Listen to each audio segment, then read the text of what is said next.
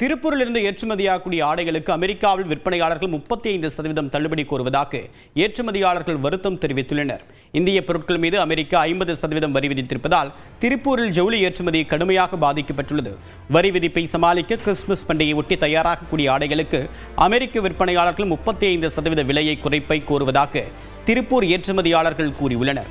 வேறு வழியின்றி பெரும் இழப்பை தவிர்க்க 25% தள்ளுபடிக்கு விற்பனை செய்ய ஒப்புக்கொண்டதாக ஏற்றுமதியாளர்கள் வருத்தத்துடன் தெரிவித்துள்ளனர். We are about like அவங்களுக்கு 50% டாரிஃப் போட்டாங்கன்னா இப்போ நம்ம கிட்ட அவங்க கேட்கறது 35% நம்ம வந்து டிஸ்கவுண்ட் கொடுங்கன்னு கேட்குறாங்க. Not possible, but still it's going on. இதோட எண்ட் எப்போ அப்படின்றது தெரியல. ஏன்னா இப்போ கிறிஸ்மஸ் வந்துச்சு, ஃபங்க்ஷன்ஸ் ஏகப்பட்ட பிராண்ட்ஸ் உள்ள இன்னோஸ் ஆகிற நேரம், நிறைய குவான்டிட்டிஸ் இன்னோஸ் ஆகிற நேரம். ஸோ இந்த டைம்ல வந்து it is a very big recession பர்டிகுலரா ஃபார் தி யூஎஸ் மார்க்கெட். இதேபோன்று அமெரிக்காவின் வரி விதிப்பு எதிரொலியால் விழுப்புரம் மாவட்ட மரக்காணத்தில் 1000 கோடி ரூபாய் மதிப்பிலான இறால் குஞ்சுகள் தேக்கமடைந்திருப்பதாக உற்பத்தியாளர்கள் கவலை தெரிவித்துள்ளனர். மரக்காணத்தில் உற்பத்தி செய்யப்படக்கூடிய இறால் குஞ்சுகள் ஆந்திரா, ஒடிசா, மேற்கு வங்கம், கோவா உள்ளிட்ட மாநிலங்களுக்கு அனுப்பி வைக்கப்படுகின்றன. அங்கிருந்து அமெரிக்காவிற்கு ஏற்றுமதி செய்யப்பட்டு வந்த நிலையில் தற்போது கூடுதல் வரி விதிப்பால் இறால் குஞ்சுகளை வாங்க வடமாநில வியாபாரிகள் முன்வரவில்லை. இதனால் சுமார் 10,000 பேருக்கு வேலை இழப்பு ஏற்படும் என்றும் அஞ்சப்படுகிறது.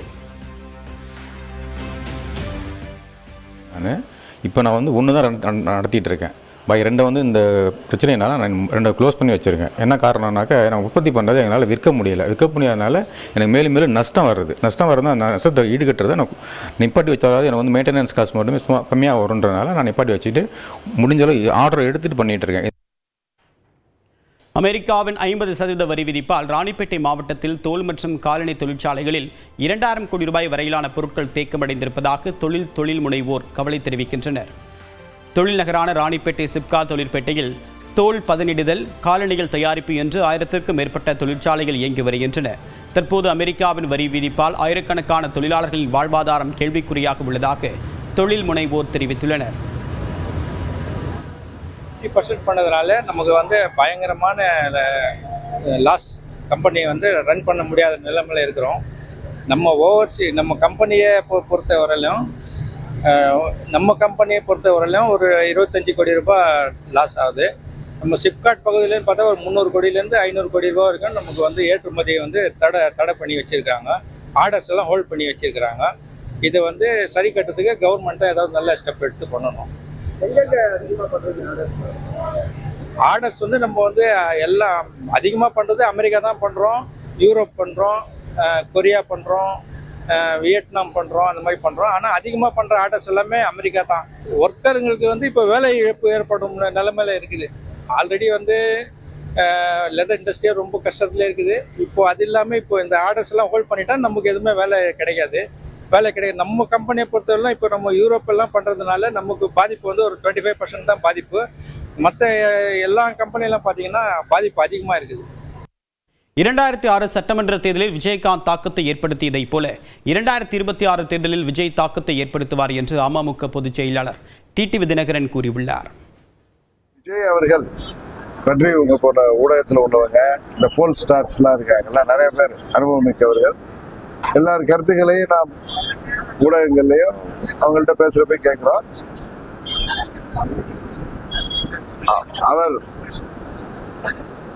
இந்த முறை தேர்தலில்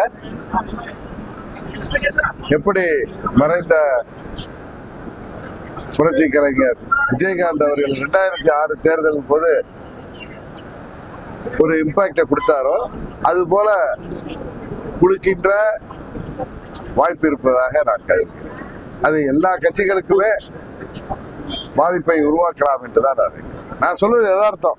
அதுக்காக கூட்டணி போறேன், அதனால நான் ஒண்ணு பேசுறேன். நான் எப்ப யதார்த்தத்தை பேசுறவன். ஏன்னா நான் கேள்விப்படுறதும் நிறைய இடங்கள்ல உங்க போன ஊடக நண்பர்கள் நான் போற இடங்கள் சொல்வதும், இந்த பல இடங்கள்ல சர்வே எடுப்பவர்கள் சொல்வதை பார்த்தா 2006 தேர்தல் போல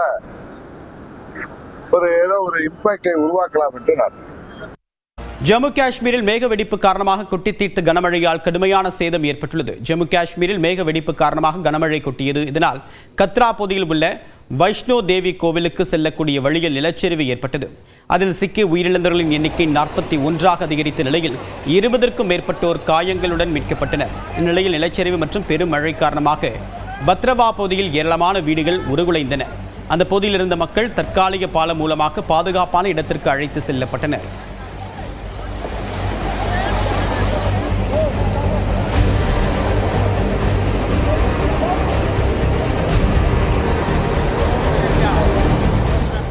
இதேபோன்று ஜம்மு காஷ்மீரில் தாவி நதியோரம் அமைக்கப்பட்டிருந்த தடுப்புச் சுவர்கள் வெள்ளத்தில் அடித்து செல்லப்பட்டன.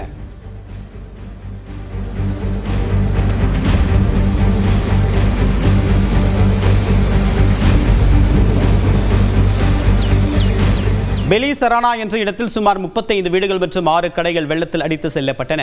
மீட்பு பணிகள் துரிதமாக நடைபெற்று வரக்கூடிய நிலையில் அந்த பகுதி மக்களின் இயல்பு வாழ்க்கை முடங்கியுள்ளது.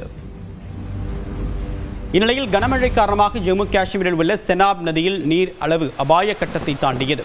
இதனையடுத்து ரியாசி மாவட்டத்தில் உள்ள சலால் அணையிலிருந்து அனைத்து மதகுகள் வழியாகவும் நீர் வெளியேற்றப்படுகிறது.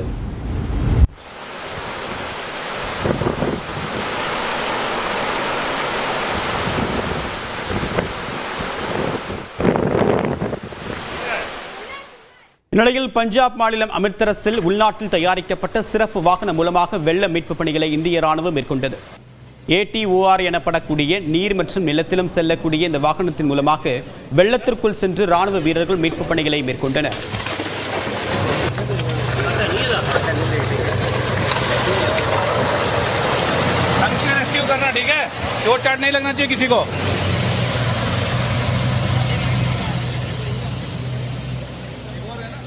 ஆம்பூர் கலவரத்தை தலைமை தாங்கி நடத்தியதாக முன்னாள் MLA அஸ்லாம் பாஷாவின் சொத்துக்களை முடக்க திருப்பத்தூர் மாவட்ட முதன்மை அமர்வு நீதிமன்றம் உத்தரவிட்டுள்ளது. இந்த வழக்கில் 161 பேர் விடுதலை செய்யப்பட்டுள்ளனர். கடந்த 2015ஆம் ஆண்டு வேலூர் மாவட்டம் குச்சிப்பாளைய பகுதியை சேர்ந்த பழனி என்பவரின் மனைவி காணாமல் போனதாக புகார் எழுந்தது. இது குறித்து ஆம்பூரை சேர்ந்த ஷமீல் அகமது என்பவர் விசாரணைக்கு அழைத்து செல்லப்பட்ட நிலையில் உயிரிழந்தார். இவரது மரணத்திற்கு நீதி கேட்டு நடைபெற்ற மறியல் கலவரமாக மாறியது. இந்த வழக்கில் மொத்தம் 191 பேர் கைது செய்யப்பட்டனர். கடந்த 10 ஆண்டுகளாக திருப்பத்தூர் மாவட்ட முதன்மை அமர்வு நீதிமன்றத்தில் விசாரணை நடைபெற்று வந்த நிலையில் இன்று தீர்ப்பு வழங்கப்பட்டது. அப்போது கலவரம் தொடர்பான வழக்குகளில் இருந்து 161 பேரை விடுதலை செய்து நீதிபதி மீனாகுமாரி உத்தரவிட்டுள்ளார். மேலும் ஆம்பூர் கலவரத்திற்கு தலைமை தாங்கியதோடு பொது சொத்துக்களை சேதப்படுத்தியதற்காக முன்னாள் MLA அஸ்லாம் பாஷாவின் சொத்துக்களை முடக்கவும் நீதிபதி உத்தரவிட்டார். தனித்தனியாக 7 வழக்குகள் பதிவு செய்யப்பட்ட நிலையில் 28 பேர் குற்றவாளிகள் என நீதிமன்றம் தீர்ப்பு வழங்கியுள்ளது. அருப்புக்கோட்டை அருகே டாரஸ் லாரி மோதி பெண் தூய்மை பணியாளர் உடல் நசுங்கி உயிரிழந்த CCTV காட்சி வெளியாகியுள்ளது. விவரங்களோடு நிகரானுடைய செய்தியாளர் கணேஷ்குமார், விவரம் என்ன? தேவப்பிரியன், விருதுநகர் மாவட்டம் அருப்புக்கோட்டை அருகே பாலவனத்தம் கிராமத்தைச் சேர்ந்தவர் மூக்கம்மாள். இவர் ஊராட்சியினுடைய தூய்மை பணியாளராக பணிபுரிந்து வருகிறார். இன்று பணியை முடித்துக் கொண்டு வீடு திரும்புவதற்காக அருப்புக்கோட்டை சாலையில் நடந்து சென்று கொண்டிருந்தார். அப்போது அந்த வளைவில் சென்று கொண்டிருந்த போது பின்னால் இருந்து வந்த கிராவல் மண் ஏற்றி வந்த டிப்பர் லாரி அலட்சியமாக வந்திருக்கிறது. அதிவேகமாகவும் அலட்சியமாகவும் அந்த முக்கில் திரும்பிய போது எதிர்பாராத விதமாக மூக்கம்மாள் மீது பின்பக்க டயர் ஏறி இறங்கியதில் அவர் சம்பவ இடத்திலேயே பரிதாபமாக உயிரிழந்திருக்கிறார். விபத்தை ஏற்படுத்தியது கூட தெரியாமல் அந்த லாரி வேகமாக சென்றது. இதனைத் தொடர்ந்து அங்கிருந்த பொதுமக்கள் லாரியை நிறுத்தி இருக்கிறார்கள். தொடர்ந்து காவல்துறையினர் வருவதற்கு முன்பாகவே அந்த லாரி ஓட்டுநர் வேகமாக அந்த லாரியை எடுத்து சென்றிருக்கிறார். இந்த விபத்து ஏற்பட்டிருக்கக்கூடிய CCTV காட்சிகள் என்பது தற்போது வெளியாகி வெறும் பரபரப்பை ஏற்படுத்தி இருக்கிறது. இந்த சம்பவம் தொடர்பாக லாரி ஓட்டுநரை தேடும் பணியில் ஈடுபட்டு வருகிறார்கள். விபத்து ஏற்படுத்திவிட்டு நிற்காமல் சென்றிருக்கக்கூடிய இந்த சம்பவம் என்பது பெரும் அதிர்ச்சியையும் ஏற்படுத்தி இருக்கிறது. குறிப்பாக இந்த சாலை எப்பொழுதுமே குறுகலான சாலையாக இருக்கிறது. எனவே இந்த சாலையை ஆக்கிரமிப்பை அகற்றி விரிவுபடுத்த வேண்டும் என்பது இந்த பகுதி மக்களுடைய நீண்ட நாள் கோரிக்கையாக இருக்கிறது. இந்த பகுதியில் அதிகமாக சரக்கு வாகனம் மற்றும் டிப்பர் லாரிகள் அதிக அளவில் வேகமாக வந்து திரும்புவது வழக்கமாகவே இருந்து வருவதன் காரணமாக இது போன்ற விபத்தை தடுப்பதற்கு ஆக்கிரமிப்புகளை அகற்றி சாலையை விரிவுபடுத்த வேண்டும் என்ற ஒரு கோரிக்கையும் தற்போது வலுவாக எழுந்திருக்கிறது. தேவப்பிரியன், விரிவான தகவலுக்கு நன்றி கணேஷ்குமார்.